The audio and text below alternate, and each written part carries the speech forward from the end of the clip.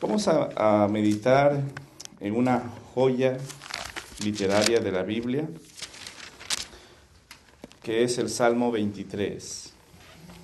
Ustedes saben, los salmos son composiciones poéticas que se cantan, ¿no? Que cuando fueron escritas fueron hechas con ese propósito. Pero antes de eso, antes de poder analizar lo que este hermoso salmo nos quiere compartir, vamos a dar un pequeño contexto sobre el tema de las ovejas y los pastores. Tengo una breve historia que les voy a leer. Dice así: una oveja salvaje fue rescatada en Australia, resistiendo 35 kilos de lana sobre su lomo debido a que no había sido esquilada desde hacía años. El animal, bautizado como Baarak por los rescatistas, fue encontrado en un bosque del país oceánico. Estaba enferma y ciega por el pesado vellón que le tapaba los ojos. Las ovejas, mis hermanos, son probablemente los únicos animales que Dios creó que usted no los conocería hoy si no hubiera habido pastores cuidándolas. Porque son animales que son, no son como los gatos, como los perros, como los animales salvajes, que pueden sobrevivir por sí mismos. Miren el caso de esta oveja. Se perdió de su rebaño. Quizás fue capaz de encontrar por ahí hierba para comer y agua para tomar, pero no tenía quien le corte la lana. Y tenía 35 kilos. Multiplique eso por 2.2. Estamos hablando de alrededor de 90 libras de lana encima. ¿Cómo caminaba ese pobre animal con tanta lana, ¿no? Las uñas también le crecen. Los parásitos empiezan a molestarle, las moscas. Entonces, en realidad es un milagro que esa oveja haya sobrevivido tanto tiempo sin su pastor. Las ovejas están prácticamente condenadas a morir sin pastor. Pueden sobrevivir, sí, un tiempo, pero no será mucho. Se habrían extinguido si es que no habrían tenido pastor. Entonces, ¿por qué podemos confirmar eso? Porque desde la primera familia que se nos habla en la palabra de Dios, en Génesis capítulo 4, versículo 1 y 2, dice así: conoció Adán a su mujer Eva, la cual concibió y dio a luz a Caín, y dijo: por voluntad de Jehová he adquirido varón.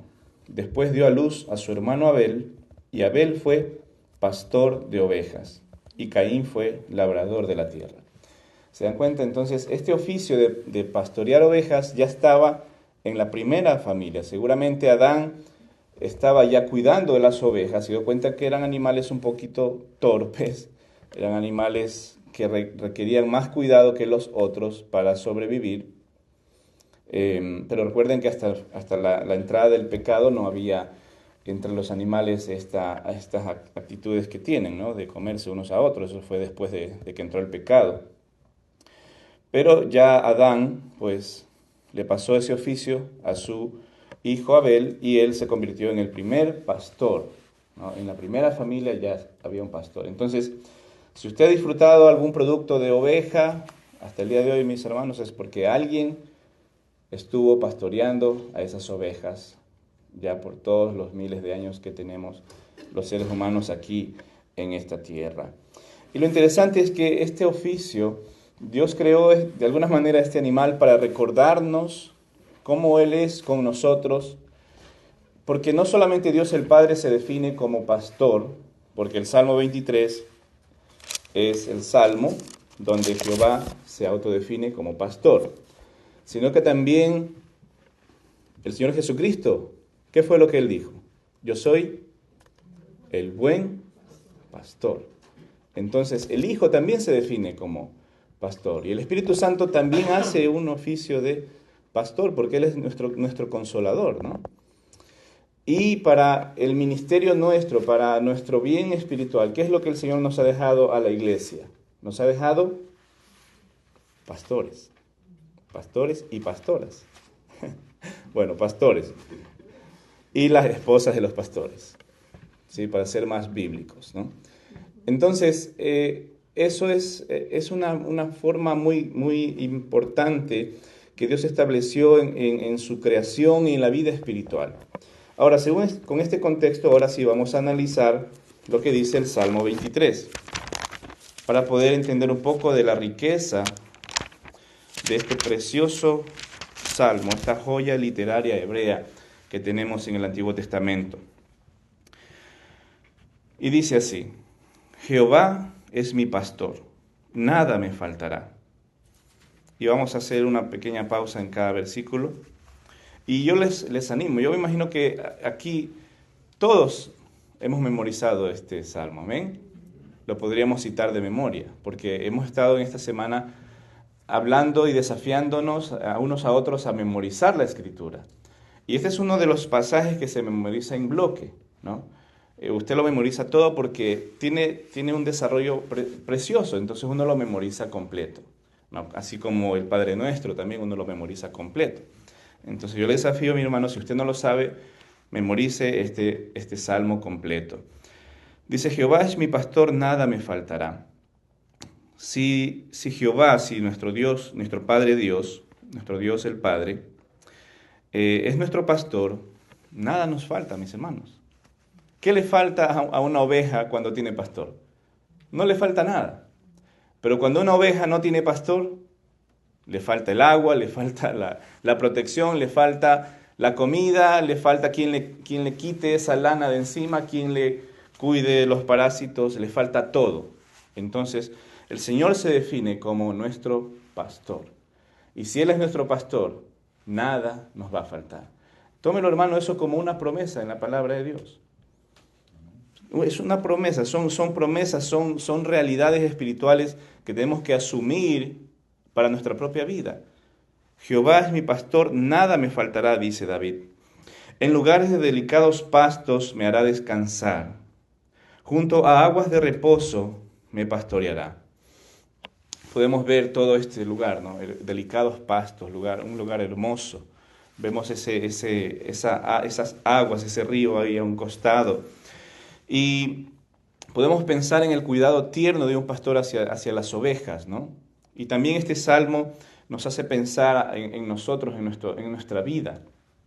Cómo nosotros, cuando éramos niños, nuestros padres nos cuidaban, nos guiaban y nos daban ese reposo necesario. El versículo 3 dice: confortará mi alma, me guiará por sendas de justicia, por amor de su nombre. Y esto habla de esa etapa espiritual, y tanto en la vida física como en la vida espiritual, una etapa en la que uno necesita ser confortado, ¿no? Ser animado, ser consolado y ser guiado de la mano. Esto nos hace ver como un proceso que Dios lleva con nosotros cuando estamos empezando en sus caminos, así como cuando tenemos hijos adolescentes, ¿no? En la vida real. Tenemos que guiarlos, tenemos que confortarlos. El versículo 4 dice: aunque ande en valle de sombra de muerte, no temeré mal alguno, porque tú estarás conmigo. Tu vara y tu cayado me infundirán aliento. Y este pasaje nos hace ver ya esa etapa, que todo ser humano tiene que llegar a esa etapa en su vida, ¿no? Cuando ya toca empezar a transitar por ese valle de sombra de muerte, ¿no? El ciclo nuestro de nuestra vida, ¿cuál es? Pues nacer, crecer, reproducirnos y morir. Entonces, tarde o temprano, a no ser que el Señor venga antes, todos vamos a tener que atravesar nuestro propio valle de sombra de muerte. Es decir, cuando empecemos a enfrentar enfermedades terminales, enfermedades degenerativas, como la diabetes, la hipertensión, el cáncer, parte de las consecuencias de una humanidad caída y afectada por el pecado, ¿no? Pero el Señor promete estar allí. Dice: aunque ande en valle de sombra de muerte, no temeré mal alguno. ¿Por qué? Porque tú estarás conmigo. Y aquí David le está hablando al Señor, diciendo: Señor, yo sé que cuando pase por allí, tú estarás conmigo. ¿Cuántas veces David pasó por ese valle, ¿no? Huyendo de Saúl, huyendo de los ejércitos enemigos? Él sabe exactamente de lo que estaba hablando. Dice, no temeré mal alguno porque tú estarás conmigo. Y luego dice, tu vara y tu cayado me infundirán aliento. Y son dos elementos que no le pueden faltar a un pastor. La vara, porque la vara habla de la autoridad. La autoridad. Y la vara era para castigar a los que venían a hacerle daño a las ovejas, ¿no? Hablaba de la autoridad y de la protección que necesitaban las ovejas. Entonces, esa era para el lobo, la vara era para el lobo. Pero el cayado también era otro palo, pero en la parte de arriba tenía una curva, ¿no? Como un gancho. Y ese era para la oveja, para sacarla del hueco donde había caído, quizás también para azotarla de vez en cuando para que se porte bien. Escuché una ilustración de un pastor que decía que él contó que a su oveja más terca una vez tuvo que romperle la pierna para que no descarríe a las otras, ¿no? Eso es una práctica común entre los pastores. La oveja más terca a veces tienen que hacerla más vulnerable porque si no las demás aprenden esas malas conductas y se descarrían junto con ella. Entonces había que ejercer autoridad tanto a lo malo como dentro del redil. Luego dice, aderezas mesa delante de mí, en presencia de mis angustiadores. Unges mi cabeza con aceite, mi copa está rebosando. Y esto habla justamente del bienestar, del cuidado que tiene el Señor de, de alimentarnos. Esto que dice, unges mi cabeza con aceite, eso es una práctica que se hace con las ovejas hasta el día de hoy para que los parásitos no puedan hacer nido en su cabeza, que es donde más les afecta, ¿no? En sus orejas, en su nariz, en sus ojos. Entonces se les pone cabeza, se les pone aceite en su cabeza para poder cuidarlas, protegerlas. Pero también esto es un símbolo del Espíritu Santo, ¿no? El Espíritu Santo también se simboliza en la vida del creyente como el aceite, la presencia del Señor en nuestras vidas. Y para finalizar, dice el versículo 6, ciertamente, y esto habla de la certeza, mis hermanos, ¿no? Que la fe y la certeza que debemos tener en nuestro Señor. Ciertamente, el bien y la misericordia me seguirán todos los días de mi vida, y en la casa de Jehová moraré por largos días. Entonces el Señor promete, ¿no? Estar desde el inicio, en el proceso, en nuestros últimos días, dice todos los días, y luego de que terminen nuestros días, porque algún día nuestros días tendrán un fin, ¿no? Cuando usted ve un epitafio, usted ve ahí, ¿no? De 1940 al 2020. Tenemos nuestros días contados. Usted no lo sabe, ¿no? Si no, estaría usted haciendo cosas diferentes. Yo le aseguro que si cada uno de nosotros supiéramos nuestro último día, ¿qué estaríamos haciendo? Cosas muy diferentes a las que hacemos hoy, ¿no? Entonces, como no sabemos, pues, es sorpresa, pues a veces estamos ocupados en cosas diferentes. Pero todos los días el Señor estará con nosotros. Y luego de eso dice, y en la casa de Jehová moraré por largos días. ¿De qué nos habla eso, mis hermanos? De la eternidad, por largos días. El día que nunca termina. En la presencia del Señor nunca más habrá oscuridad.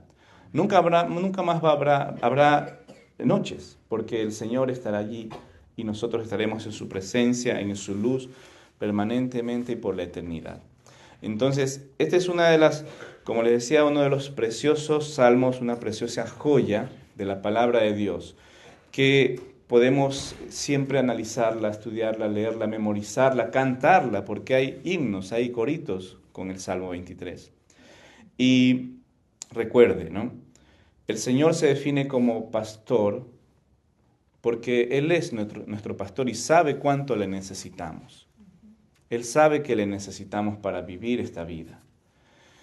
El Señor Jesucristo se autodefine como el buen pastor, porque Él no solamente que es nuestro pastor, sino que dice en Juan capítulo 10, Versículo 11 dijo Jesús, yo soy el buen pastor su vida da por las ovejas. Este es un pastor que dio su vida por nosotros. Qué maravilloso, hermanos. Un pastor que estuvo ahí frenteando al león, frenteando al oso, frenteando al lobo, y dio su vida por nosotros, por cada uno de nosotros, y debemos vivir agradecidos a eso. Y también nos dejó un pastor, una familia pastoral, hermanos que hacen esa labor como pastores, cuidando nuestras vidas espirituales, y debemos dar gracias a Dios por eso, mis hermanos, ¿sí? Es una gran bendición que Dios haya diseñado esto de esta manera, porque Él sabe que le necesitamos. Amén.